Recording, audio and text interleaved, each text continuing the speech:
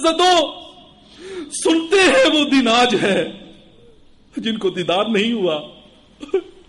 ہاں چلو حضرت زدو سنتے ہیں وہ دن آج ہے تھی خبر جس کی کہ وہ جلوہ دکھاتے جائیں گے. کچھ خبر بھی ہے فقیروں، کچھ خبر بھی ہے فقیروں، آج وہ دن ہے کہ وہ نعمت خلد اپنے صدقے میں لٹاتے جائیں گے. وسعتیں دی ہے خدا نے، وسعتیں دی ہے خدا نے دامن محبوب کو. جرم کھلتے جائیں گے اور وہ چھپاتے جائیں گے. وسعتیں دی ہے خدا نے دامن محبوب کو، ارے جرم کھلتے جائیں گے اور وہ چھپاتے جائیں گے. حشر تک ڈالیں گے ہم پیدائش مولا کی دھوم، حشر تک ڈالیں گے ہم پیدائش مولا کی دھوم. مثل فارس نجد کے قلعے گراتے جائیں گے. خاک ہو جائے عدو جل کر رضا، دم میں جب تک دم ہے ذکر ان کا سناتے جائیں گے.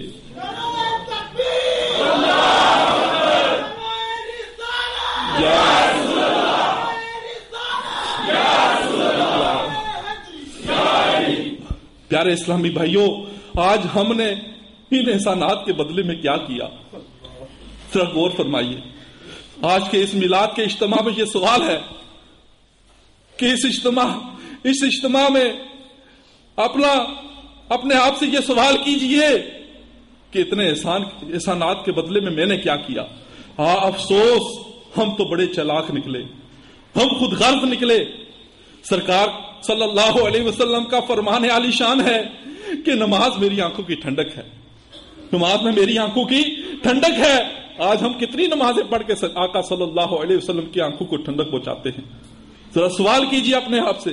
افسوس آج ساری رات فلموں ڈراموں میں گزر جاتی ہے. آج کا مسلمان، سرکار کا امتی، اس کی حالت تو دیکھیے. ارے ساری رات ڈراموں کے اندر گزر جاتی ہے، ساری رات تاش کھیلنے میں گزر جاتی ہے، ساری رات بےہودہ محفلوں میں گزر جاتی ہے، لیکن اس کو کچھ خیال نہیں. فجر بھی قضا ہوئی، زور بھی قضا ہوئی، عصر بھی قضا ہوئی، مغرب بھی قضا ہوئی. یہ عمر کتنی تیزی کے ساتھ گزر رہی ہے. آخر کب سدھریں گے ہم؟ اللہ تعالیٰ قرآن پاک کے اندر ارشاد فرماتا ہے، قرآن پاک کی آیت کا مفہوم و خلاصہ ہے کہ اے محبوب صلی اللہ علیہ وسلم، تم ان امتیوں کو سمجھا دو، بتا دو کہ اگر تم اللہ سے محبت کرتے ہو تو کیا کرو؟ فاتبعونی، میری اتباع کرو. اس کا صلہ ہمیں کیا ملے گا کہ اللہ تعالیٰ بھی تم سے محبت کرے گا.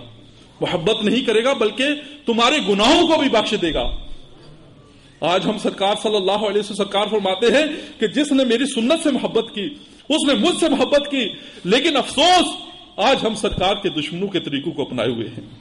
اس معاشرے میں اگر کوئی سنتوں پر عمل کرتا ہے تو اس کو تانے دیے جاتے ہیں، مذاق اڑایا جاتا ہے، نہ جانے کیسی آوازیں اس کے اوپر کسی جاتی ہیں.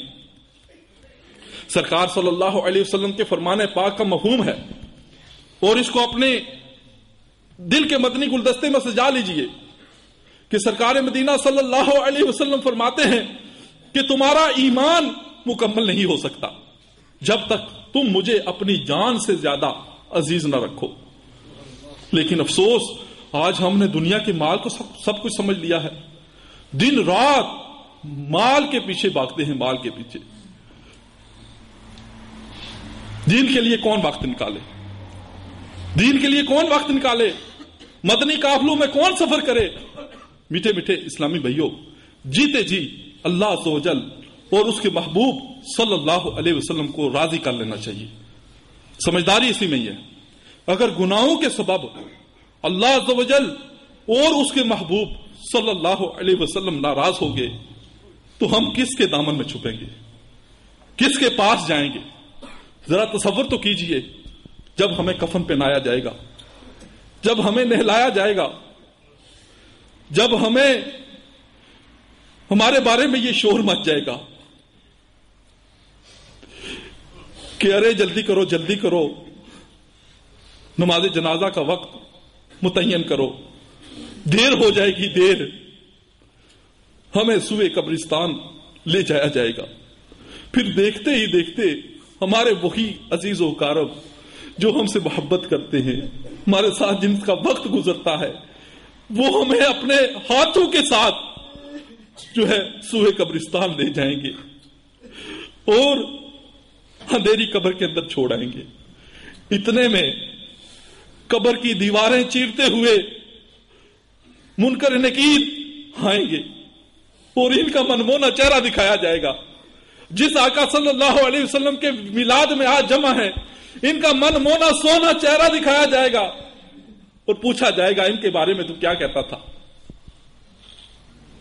تو کیسے سرکار کی طرف منہ کریں گے؟ اگر ہماری شکل جو ہے وہ سرکار سے مشابہت نہ رکھتی ہوئی تو کیسے سر کو اٹھائیں گے؟ اگر بالفرض یوں ہی نافرمانیوں میں گزرا، وقت گزرا، عمر گزری اور سرکار نے ہی ہماری طرف سے چہرہ پھیر دیا تو پھر ہم کیا کریں گے؟ ارے اس کا تو چہرہ ہی میرے جیسا نہیں ہے. تو پھر ہم کس کے دامن میں چھپیں گے؟ وہاں ہمارا کیا ہوگا؟ تو میٹھے میٹھے اسلامی بھائیوں، زندگی بے حد مختصر ہے، بے حد مختصر ہے. ہم رفتہ رفتہ موت کے قریب ہوتے جا رہے ہیں اور مرنے کے بعد پچھتانے سے کچھ حاصل نہیں ہوگا. قرآن پاک کی آیت کا مفہوم و خلاصہ ہے. جہاں جنتیوں اور دوستیوں کی جو بات چیت ہوگی اس کا ذکر ہے. قرآن پاک کے اندر ارشاد ہوتا ہے، ترجمہ بیان کروں کہ جنتی دوزخیوں سے پوچھیں گے، جنتی دوزخیوں سے پوچھیں گے کہ تمہیں کون سی چیز جہنم میں لے گئی؟ تو کہیں گے کہ ہم نماز نہ پڑھتے تھے، مسکین کو کھانا نہ کھلاتے تھے اور بےہودہ فکریں کرنے والوں کے ساتھ بےہودہ فکریں کرتے تھے اور انصاف کے دن کو جٹلاتے تھے، یہاں تک کہ ہمیں موت آ گئی. اگر یوں ہی نافرمانی میں موت آ گئی تو کیا کریں گے؟ ذرا رات کو سوچئے گا کہ اندھیرا جب پڑتا ہے تو بندے کا ذہن بالکل یعنی دنیاوی اس سے ہوتا ہے اور پھر یاد کرے کہ آج یہ رات میری اس دنیا میں ہے، لیکن ایک رات ایسی ہوگی جس کو قبر کی پہلی رات کہتے ہیں. تو اس سے پہلے مجھے سنبھل جانا چاہیے. میٹھے میٹھے اسلامی بھائیوں، آئیے میں آپ کو دعوت دیتا ہوں کہ دعوت اسلامی کے مشک بار مدنی ماحول کے ساتھ وابستہ ہو جائیے. آپ کی زندگی کے اندر مدنی انقلاب برپا ہو جائے گا. اچھی صحبت انسان کو اچھا بنا دیتی ہے. نہ جانے کیسے کیسے بدنام زمانہ، شرابی، بے نمازی، گناہوں کے عادی جب دعوت اسلامی کے مدنی ماحول کے ساتھ وابستہ ہوئے تو گناہوں سے توبہ کر کے داڑھی والے ہو گئے، امامے والے ہو گئے، نمازوں کی پابندی ان کے اندر آ گئی. ایسے لاکھوں نوجوانوں کی اصلاح اس مدنی ماحول کے ذریعے ہوئی کہ جو کل تک نمازوں سے دور تھے وہ تہجد گزار بن گئے، بلکہ صدائے مدینہ لگا کر لوگوں کو جگا جگا کر مسجد کی طرف لے جانے والے بن گئے. یقیناً میٹھے میٹھے اسلامی بھائیوں، یہ فیض ہے امیر علیہ سنت کا، یہ فیض ہے شیخ طریقت کا کہ جنہوں نے اخلاص کے ساتھ، محنت و لگن کے ساتھ دین کی خدمت کی اور اپنے مریدوں کی ایسی تربیت فرمائی کہ آج ان کے فیض سے سنتیں عام ہوئی.